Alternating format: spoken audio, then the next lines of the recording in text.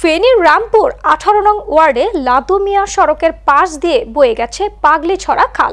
এটি একটি ফেনী নদীর শাখা। শহরের ড্রেনের পানি যাতায়াতের পথ। পর্যাপ্ত ডাস্টবিনের ব্যবস্থা না থাকায় বাসাবাড়ির বেশিরভাগ বর্জ্য ময়লা আবর্জনা ফেলা হচ্ছে এই খালে। ফলে নানা রকম দুর্গন্ধ ছড়াচ্ছে, দেখা দিচ্ছে রোগ ব্যাধি। বিস্তারিত দেখুন আরএস আবেদের পাঠানো রিপোর্টে। অপরদিকে পরিবেশের জন্য মারাত্মক ক্ষতিকর পলিথিন বর্জ্যের দূষণে হুমকির মুখে পাগলিছড়া খালের আশেপাশের জনস্বাস্থ্য ও পরিবেশ।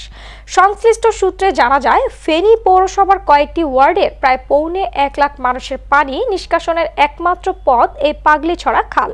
অথচ ময়লা আবর্জনায় পুরো খালটি এখন ভরাট হয়ে যাওয়ার পথে, যেন দেখার কেউই নেই।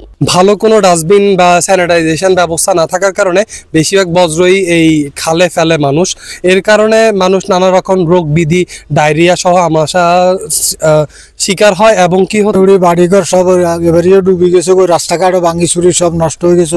এইখানে খালের ময়লা আবর্জনা আছে, এগুলো একটু পরিষ্কার করে দিলে ছাত্রছাত্রী স্কুলে যাওয়া আসা করে, ময়লা দুর্গন্ধ লাগে, এটা নিষ্কাশন করলে জমি থাকে, দুর্গন্ধ হয়, আমাদের আরো সমস্যা হয়, ক্ষতি হয়।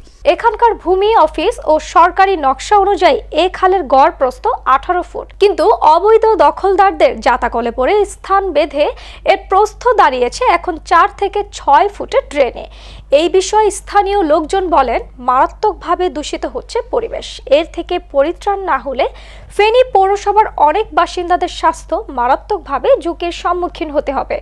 পৌরসভার medical officer doctor KP Shah বলেন, শুধু পরিবেশ দূষণ করে না, সাথে সাথে আপনাদের বিভিন্ন রোগ ব্যাধি এই ময়লা থেকে কিন্তু তৈরি হয়। কাজে আপনার নিজের স্বাস্থ্য এবং নিজের শরীর এবং নিজের পরিবেশকে ঠিক রাখার জন্য আপনারা কোনো অবস্থাতেই আপনারা যেখানে সেখানে ময়লা ফেলবেন না, নির্দিষ্ট স্থানে ময়লা ফেলবেন।